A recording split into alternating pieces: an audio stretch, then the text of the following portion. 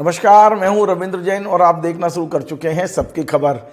मध्य प्रदेश के प्रशासनिक क्षेत्र में केवल एक ही चर्चा है कि मध्य प्रदेश का अगला मुख्य सचिव कौन होगा। आज भोपाल के एक प्रमुख समाचार पत्र ने अपने प्रथम पृष्ठ पर छापा है कि अनुराग जैन मध्य प्रदेश के नए मुख्य सचिव होंगे। इस समाचार में यह भी बताया गया है कि मध्य प्रदेश के नए मुख्यमंत्री डॉक्टर मोहन यादव जब पिछले दिनों दिल्ली गए थे तो उनकी अनुराग जैन से चर्चा हुई थी, मुलाकात हुई थी, बातचीत हुई थी और संभवतः डॉक्टर मोहन यादव ने अनुराग जैन को मध्य प्रदेश में मुख्य सचिव के लिए सहमति दी है, उनके आने के लिए भी कहा है। इस तरह की चर्चा पूरे प्रशासनिक क्षेत्र में है। आज हमने इस खबर की तहकीकात करने की कोशिश की कि क्या वास्तव में अनुराग जैन मध्य प्रदेश के मुख्य सचिव होंगे, क्या अनुराग जैन मध्य प्रदेश वापस आने को तैयार हैं।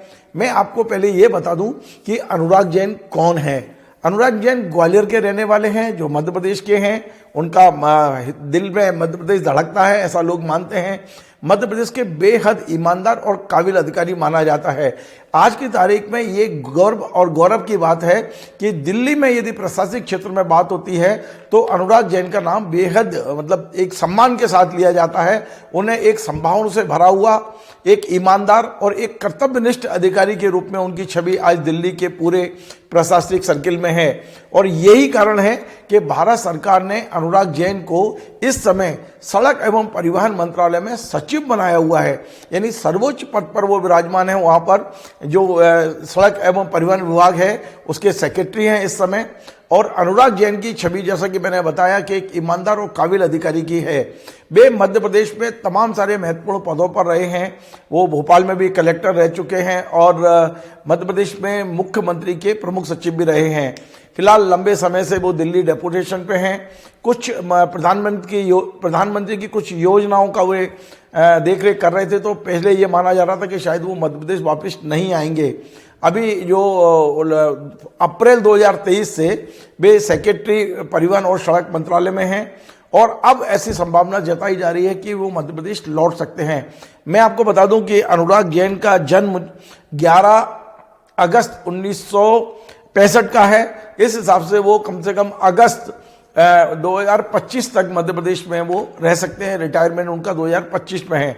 उनके पास पर्याप्त टाइम है। 1989 बैच के हैं, बैच के आईएएस अधिकारी हैं और वरिष्ठता में उनका चौथा नंबर आता है इस समय, बल्कि तीसरा नंबर आता है इस समय। यदि आप मध्य प्रदेश के आईएएस अधिकारियों की ग्रेजुएशन लिस्ट उठा के देखेंगे तो तीसरे नंबर पर अनुराग जैन का नाम आपको लिखा मिलेगा। तो अनुराग जैन के हर तरह से काबिल अधिकारी हैं, मध्य प्रदेश लौटते हैं तो ये मध्य प्रदेश का सौभाग्य होगा। मध्य प्रदेश का में नई नई योजनाएं जो भी मुख्यमंत्री बनाने जा रहे हैं उसके क्रियान्वयन के लिए, मध्य प्रदेश के आर्थिक स्ट्रक्चर को मजबूत करने के लिए ऐसे मुख्य सचिव की आवश्यकता होगी। लेकिन सवाल यह है कि क्या वाकई वो मध्य प्रदेश लौट रहे हैं, क्या वे मध्य प्रदेश के मुख्य सचिव बनेंगे। तो इस संबंध में हमारी तहकीकात में यह पता चला है कि अनुराग जैन ने संभवतः अपनी सहमति दे दी है। लेकिन एक पेच फंसा हुआ है, वो ये कि जुलाई में जो इस समय देश के कैबिनेट सेक्रेटरी हैं, भारत सरकार के कैबिनेट सेक्रेटरी हैं, झारखंड कैडर के हैं राजीव गौबा, वो जुलाई में रिटायर हो रहे हैं, उनका कार्यकाल समाप्त हो रहा है। तो एक पद कैबिनेट सेक्रेटरी का है जिसके लिए अनुराग जैन को काबिल अफसर के रूप में माना जा रहा है। ये चर्चा का विषय बना हुआ है कि हो सकता है अनुराग जैन देश के अगले कैबिनेट सेक्रेटरी हो सकते हैं। और यदि कैबिनेट सेक्रेटरी की संभावना है तो फिर मुश्किल होगा कि वे मध्य प्रदेश वापस लौटे। केवल एक पेज है और ये भारत सरकार में जैसे ही ये प्रक्रिया चलेगी कि उनको वापस भेजना है तो प्रधानमंत्री जी को तय करना है कि अनुराग जैन मध्य प्रदेश वापस लौटेंगे मुख्य सचिव के रूप में या दिल्ली में ही वे इंतजार करेंगे जुलाई तक कैबिनेट सेक्रेटरी का।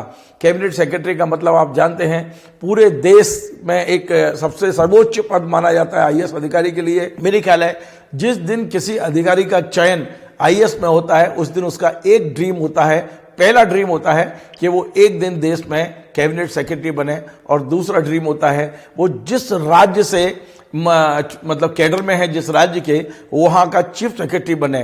तो अनुराग जैन के लिए मुझे लगता है कि दोनों दरवाजे खुले हुए हैं।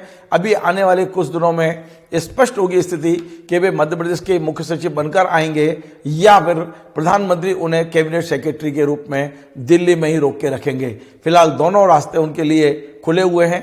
देखना होगा कि अनुराग जैन किस पद पर बैठते हैं, मध्य प्रदेश लौटते हैं या दिल्ली में रहते हैं। लेकिन इतना तय है कि यदि वे मध्य प्रदेश आते हैं तो ये मध्य प्रदेश का सौभाग्य होगा कि उनके जैसा काबिल अफसर मध्य प्रदेश में चीफ सेक्रेटरी के रूप में आएगा।